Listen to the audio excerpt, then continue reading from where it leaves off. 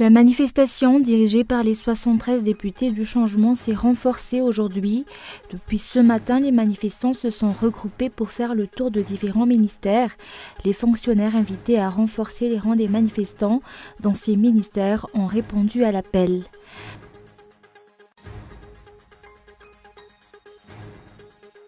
La première session ordinaire du Parlement débutera demain. L'ordre du jour pour cette réunion n'a pas encore été défini. La loi de finances pour 2019 devrait être examinée durant cette session avant le passage à la session budgétaire du mois d'octobre. Et journée noire en Afghanistan, le groupe État islamique a frappé le Kaboul. Des policiers et des journalistes visés, au moins 25 morts.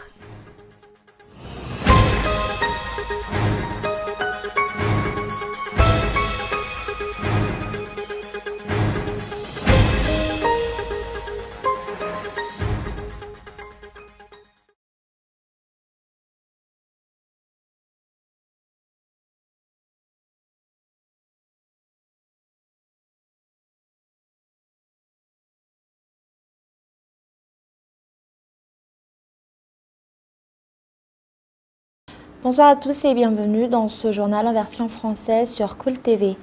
À la une, la manifestation dirigée par les 73 députés du changement s'est renforcée aujourd'hui. Depuis ce matin, les manifestants se sont regroupés pour faire le tour de différents ministères. Les fonctionnaires invités à renforcer les rangs des manifestants dans ces ministères ont répondu à l'appel. Reportage de Henri Florian. Aujourd'hui, la manifestation dirigée par les 73 députés du changement s'est renforcée.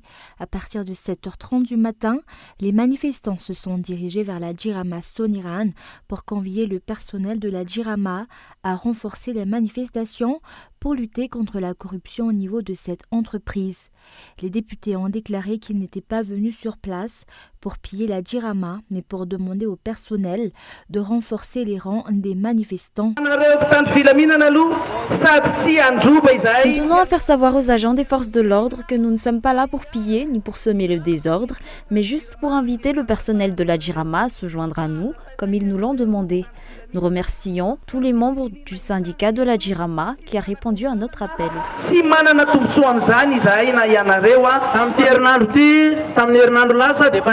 La semaine dernière, un appel d'offres a été lancé concernant les branchements électriques. Il est clair que le gouvernement est en train de vendre peu à peu cette entreprise. Les salariés ont décidé par la suite de se joindre à ce mouvement. Le trajet des manifestants s'est ensuite poursuivi jusqu'à Analogue, toujours pour demander au personnel de se joindre au mouvement. Nous vous remercions d'être venus jusqu'ici. Nous allons discuter de notre côté quelques minutes et discuter avec le directeur général. Ensuite, nous reviendrons vers vous pour faire part de notre décision. Nous vous remercions de respecter notre organisation.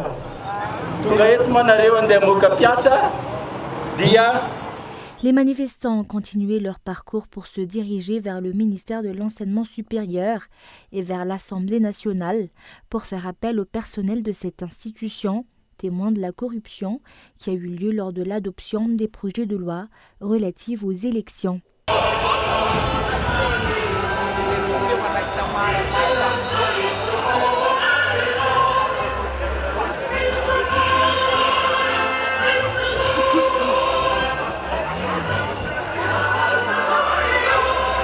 Ce parcours s'est achevé en direction d'Anoussiedana Lakil, en passant par le ministère des Travaux publics, par les tribunaux et vers la direction des services topographiques. Le syndicat au niveau du ministère auprès de la présidence en charge des projets présidentiels, de l'aménagement du territoire et de l'équipement a déclaré que le service sera suspendu à compter de ce mercredi.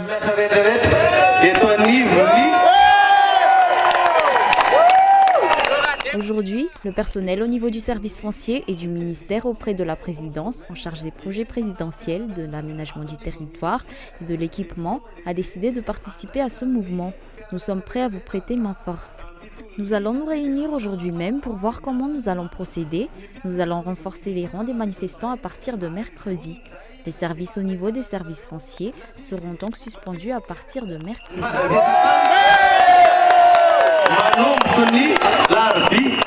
La manifestation s'étend en province samedi prochain. Une manifestation aura lieu à Fianarantsoa ainsi qu'à Tuamasin. Et le président Radon Armampian a accordé une interview à la presse internationale concernant la situation actuelle du pays. Une interview au cours de laquelle il a déclaré que démissionner serait trahir la volonté du peuple malgache. Il a également été ouvert au dialogue pour retrouver l'apaisement et la stabilité dans le pays. Reportage. Je suis président par la volonté du peuple malgache. Il y a des millions de personnes qui ont voté pour moi et ce serait vraiment trahir cette volonté du peuple malgache que de démissionner. C'est ce qu'a déclaré le président Radon Armampian hier lors d'une interview qu'il a accordée aux journalistes de RFI, AFP et Le Monde concernant la situation actuelle du pays. Il a renforcé le fait qu'il ne déposerait pas sa démission malgré les réclamations des manifestants de la place du 13 mai. Et pourtant, cette requête pour sa démission ne se limite plus aux manifestants de la place du 13 mai. Elle s'étend actuellement jusque dans les différentes provinces. D'autre part, les partisans du régime continuent de marteler qu'un retour autour d'une table pour discuter et non dans la rue est la solution pour régler les problèmes. Une solution qui pourtant jusqu'ici s'est avérée infructueuse. Outre cela, le chef d'État s'obstine à dire que s'il y a réellement eu corruption lors de l'adoption des projets de loi relatifs aux élections, il faudrait lui en donner la preuve. Et la manifestation qui a lieu actuellement à Fianarantsoa est une manifestation qui a pour but de ternir et de mettre un terme au mouvement dirigé par les députés du changement, a déclaré le député élu à Manajir, issu du parti Malagas Miaramieng. Une véritable manifestation dirigée par les députés du changement aura lieu dans cette province samedi prochain. Mais également dans l'actualité de ce jour, la première session ordinaire du Parlement débutera demain. L'ordre du jour pour cette réunion n'a pas encore été défini. La loi de finances pour 2019 devrait être examinée durant cette session avant le passage à la session budgétaire du mois d'octobre. La secrétaire générale de l'Organisation internationale de la francophonie a fait preuve de reconnaissance envers les présidents de partis politiques venus à sa rencontre hier. Elle a déclaré suite à cette rencontre que les principaux partis politiques du pays sont prêts à trouver une solution à cette crise politique. Reportage de Ounassen. Le secrétaire général de l'Organisation internationale de la francophonie, Michael Jean, a rencontré hier à Tannarin le président du parti politique Malagas Miaramieng, Adzonjianen Arvil, le président du parti Mapar, Andra Zouil, ainsi que le président du parti Tim, Marc Aravalmanen. Le secrétaire de l'OIF a déclaré que le comportement de ces hommes politiques, prêts à trouver une solution à la crise que traverse le pays, est louable. J'ai été ravie de voir qu'on pris la peine d'exposer leur position et de participer déjà même à cette volonté d'entendre, de se faire entendre. Et quand on parle de dialogue, on ne peut le concevoir que de manière inclusive. C'est ce qui veut dire de s'assurer dit que l'on accepte de se rassembler pour examiner ensemble la nécessité de s'entendre sur une conduite exemplaire et irréprochable. Les Malgaches attendent une élection. Il est donc essentiel que les acteurs politiques trouvent ensemble une solution pour atteindre cet objectif. Donc, par conséquent, la population a le droit de vivre l'exercice démocratique, le retour à l'état de droit, ces acquis qui ont été durement gagnés dans un environnement et une atmosphère sereine, vraiment un environnement calme, une atmosphère sereine, pouvoir entendre les propositions des différents candidats à la présidence de la République qui aspire à porter les destinées de ce pays, mais de manière claire, audible, sans se retrouver dans des situations comme on a connu, comme on a pu le voir le 21 avril dernier, où il y a risque de dérapage. Un processus électoral, c'est pouvoir entendre, voir comme citoyens, citoyennes, où l'on se situe, où nos aspirations se trouvent portées par les différents candidats avec leurs propositions, leurs visions pour le pays, et au moment de l'exercice, au moment du vote, pouvoir vraiment choisir. Et cela, ça doit se passer dans le calme. Moi, j'ai bon espoir. L'OIF se tient en simple médiateur, car c'est entre malgaches que devrait surgir la solution à cette crise d'après les explications. Rappelant que Michaël Jean, secrétaire général de l'Organisation internationale de la francophonie, s'est entretenu avec ses présidents de partis politiques hier pour connaître leur point de vue par rapport à cette situation politique. L'OIF est convaincu qu'une élection présidentielle transparente et inclusive est la solution à la crise sociopolitique actuelle. Et l'association Wednesday Morning Group fête ses 55 ans cette année. Cette association est connue pour ses actions sociales dans toute la Grande Île. Et pour le mandat 2018-2020, la gestion et l'animation de cette organisation seront confiées à Madame Robinson Radilfé. Reportage. Cela fait 55 ans que l'association Wednesday Morning Group œuvre pour les plus démunis.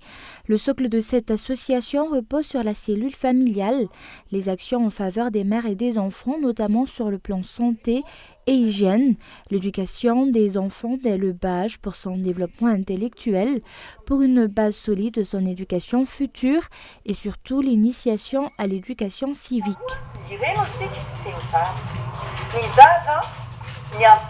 Nos actions durant ce prochain mandat se reposeront essentiellement sur les mères et les enfants, notamment les enfants jusqu'à l'âge de 6 ans, car leurs principaux caractères se forgeront jusqu'à cet âge.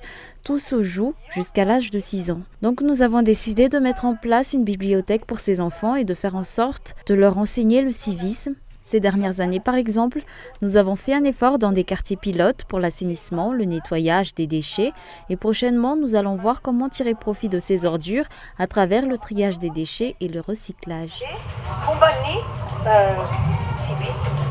La célébration de son 55e anniversaire marquera cette année pour l'association Wednesday Morning Group. Après le mandat de Patricia Rabé, présidente sortante de l'association, c'est Madame Robinson Radilfé qui reprendra le flambeau à la tête de l'association pour le mandat de 2018-2020. Et place maintenant aux actualités internationales. Journée noire en Afghanistan. Le groupe État islamique a frappé le Kaboul. Des policiers et des journalistes visés et au moins 25 morts. Reportage de France 24. Dans le centre-ville de Kaboul ce matin. Ceux qui le peuvent fuient, les blessés attendent les secours. Une double explosion vient de se produire à proximité du siège des services de renseignements afghans. J'étais là quand ça a explosé, j'ai été blessé. Une première explosion d'abord, et quand les journalistes arrivent sur place, un kamikaze muni d'une caméra se glisse parmi eux et se fait exploser à son tour. Le mode opératoire est d'une redoutable efficacité. Le bilan est lourd. Entre la première et la seconde explosion, il y a eu 25 morts et 49 blessés. Parmi les victimes décédées, ce photographe de l'agence France Presse. Depuis 1996, Shamarai avait couvert l'Afghanistan sous les talibans, l'invasion américaine de 2001 et ses suites. Cette fois, c'est l'organisation État islamique qui a revendiqué l'attentat. Selon l'ONU, les attentats perpétrés tour à tour par les talibans et l'EI font aujourd'hui de Kaboul la ville la plus dangereuse d'Afghanistan. Et en Grande-Bretagne, la semaine commence mal pour Theresa May. L'une de ses plus proches alliées a démissionné. Amber Rudd était ministre de l'Intérieur en charge de l'immigration. Reportage. Elle était sur la sellette depuis plusieurs jours. Amber Rudd n'est plus ministre de l'Intérieur. L'épilogue d'une polémique commençait la semaine dernière. Interrogée par des parlementaires, Amber Rudd nie d'abord avoir connaissance de l'existence de quotas d'expulsion des immigrés clandestins. Mais des révélations du Guardian ont prouvé qu'elle était au courant, l'obligeant à changer ses déclarations. Le service immigration du ministère de l'Intérieur a eu recours à des quotas locaux pour des raisons de management interne. Des contradictions en plein scandale sur le traitement de la génération Windrush.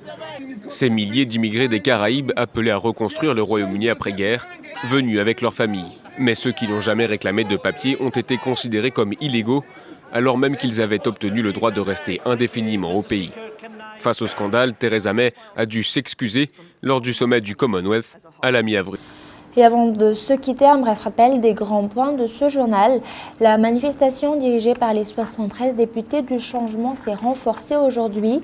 Depuis ce matin, les manifestants se sont regroupés pour faire le tour de différents ministères. Les fonctionnaires invités à renforcer le rang des manifestants dans ces ministères ont répondu à l'appel. Et la première session ordinaire du Parlement débutera demain. L'ordre du jour pour cette réunion n'a pas encore été défini et la loi de finances pour l'année 2019 devrait être examinée durant cette session avant le passage à la session budgétaire du mois d'octobre. Et enfin, une journée noire en Afghanistan. Le groupe État islamique a frappé le Kaboul. Des policiers et des journalistes ont été visés et au moins 25 morts. Et voilà, c'est la fin de ce journal. Merci de votre fidélité. Au revoir et excellente soirée à tous.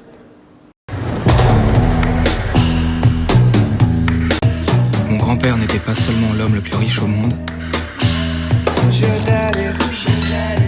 c'était l'homme le plus riche de l'histoire du monde. C'est comme si on venait d'une autre planète, où la force de la gravité est si puissante qu'elle dévie la lumière.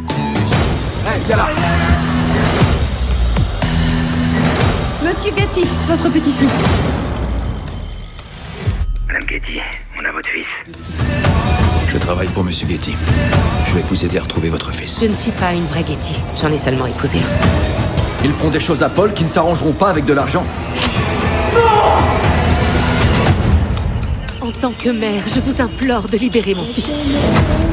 Il faut montrer qu'on est prêt à renoncer. Je ne peux pas renoncer.